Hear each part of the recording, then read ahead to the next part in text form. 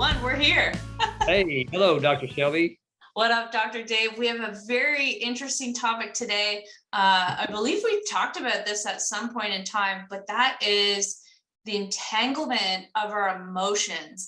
And from what I've read, from what I've learned in the neuroscience of how the brain works, is that whenever we have an emotion, we actually have an anti-emotion.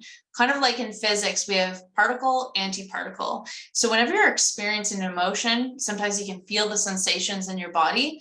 The opposite is also present. And what this does is it brings balance to your mind and body, or to the physiology. And that's the sole goal of your brain and the neuroscience of the brain, is to maintain that balance. So what's the practical implication for this? So from my understanding, whenever we have emotions, the primary ones are pride and shame, okay? And anything outside of that could be along that spectrum or that flavor. So sometimes I hear people saying, oh, the underlying emotion to anger is actually sadness, and that's a primary emotion. What I'm questioning myself is, what I'm noticing working with my clients is that it's not that there's an underlying level or layer, it's that they actually both exist and they're actually entangled. And when you bring awareness to both, you experience both and then integrate them, that's actually what brings the balance. And if you only address one or the other and not both, that is when it becomes incomplete and it's not actually shifting what's going on in the physiology. What's been your experience? Yeah, same thing. I think I see a lot of clients will come in sometimes, and they're trained because of their authority figures that they're only supposed to be nice and not mean. They're supposed to be good and not bad, and you're not supposed to be extremed, right? And then that just kind of sets them up for unrealistic expectations, so that when they do have the natural emotion that we all have of sometimes maybe being sad or maybe actually being mean because someone challenges your values, then they have guilt and shame over that, so it's just, they get this vicious cycle of, well, when I'm being myself, I'm not living up to the expectations of my authority figures. So then you got this, this cycle of emotion. And so I think that it's such an important thing to embrace both sides of ourselves and allow ourselves to have both, because we need both at certain times in our lives. We need to express anger sometimes. We need to express sadness sometimes. And it's a really important part of who we are. And it's not about trying to deny any of those. It's about embracing those as well, to realize they're both all part of love, which is the synthesis of the opposites. Yeah, so well said. And I think there's a big point to be brought up in the whole positivity movement, in that, only think positive thoughts, be kind. If you're striving for a one-sidedness, you're going to breed its opposite. And if, I love how John says, Dr. Dave, are you always nice, never mean? Are you always kind, never cruel? Are you always polite, never rude? You'd kind of look and be like, no, like, genuinely, are you? No, right? Are you never nice? Are you never kind? Are you never polite?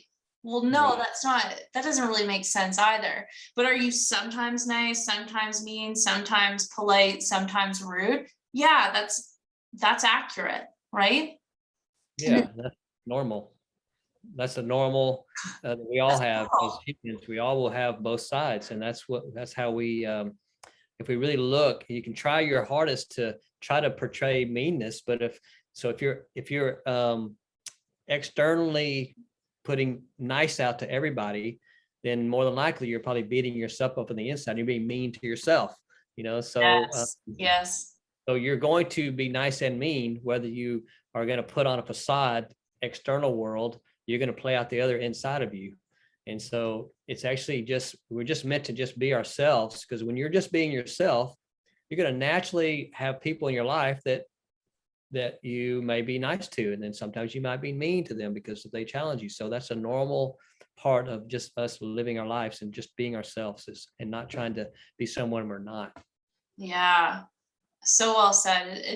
It's really owning that we have all the traits, and also understanding our values, because then you can have awareness of what are the things that are going to challenge you, right? Because challenging conflict and getting mean, it's usually when someone's challenging something that's meaningful to you. If I'm supporting you and praising you and giving you everything you want, it's unlikely that you're going to be mean in those moments. It's when we get challenged. So also knowing your values and what's meaningful to you is critical.